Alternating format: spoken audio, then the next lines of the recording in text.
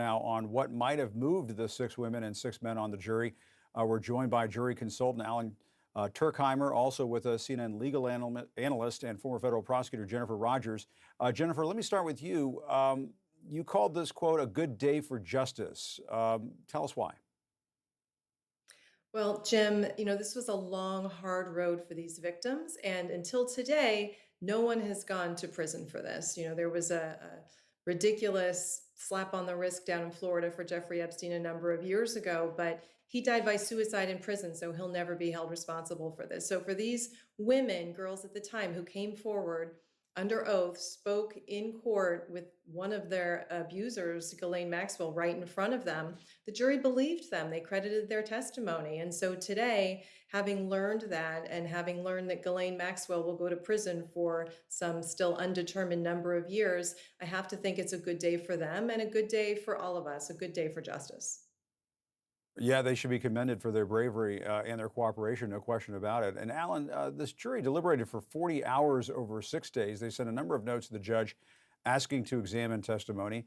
I think the defense was perhaps optimistic that that was moving things in their favor. What does all of that tell you?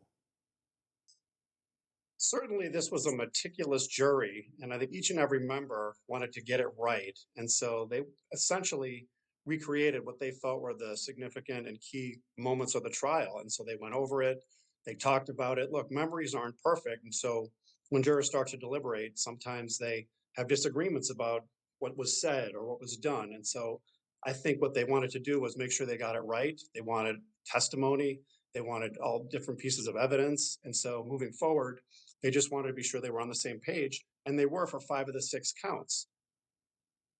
And Jennifer, in a lot of ways, this trial was about Jeffrey Epstein as the primary abuser. That being said, there was evidence of Maxwell being present during the abuse.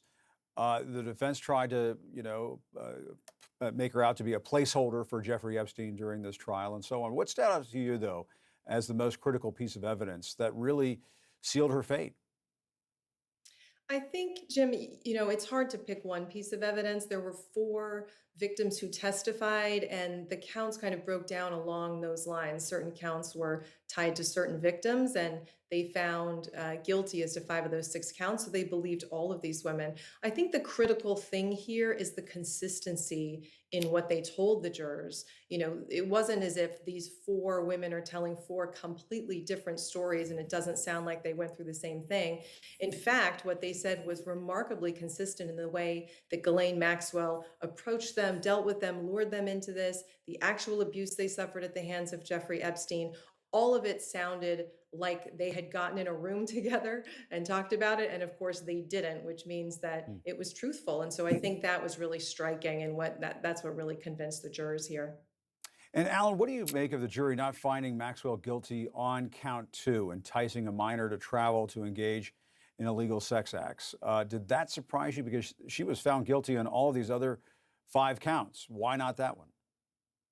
Right. And I think with a lot of juries, there's horse trading where someone might think, look, we'll find her guilty on this count if you find her not guilty on that count. But I don't think that's what happened here. I think they were very careful to look at the law. And I think they just felt when they looked at the law, look what happened after reviewing it, that the prosecution didn't prove their burden on that count of enticing. And look, this was a lot of evidence by the prosecution, and the jurors did not buy this defense that this was all about Jeffrey Epstein, and he and only Jeffrey Epstein was responsible for the abuse of these then girls, now women. I also think that, as was alluded to, that going after these accusers is risky, and I think it backfired. I think questioning the memory and the motivation really hurt the defense, and I'm not sure that was such a good strategy. And then lastly, and I'm sure this was talked about, while Maxwell certainly has a right, constitutional right, not to testify, I think some of the jurors were probably wondering, well, if she's really innocent, why doesn't she get up and tell the world about it? Yeah. All right. Well, Jennifer, Alan, thanks so much for your time. Appreciate those insights. Fascinating case. So we'll see what happens next. Thanks so much for your time. Thank you. And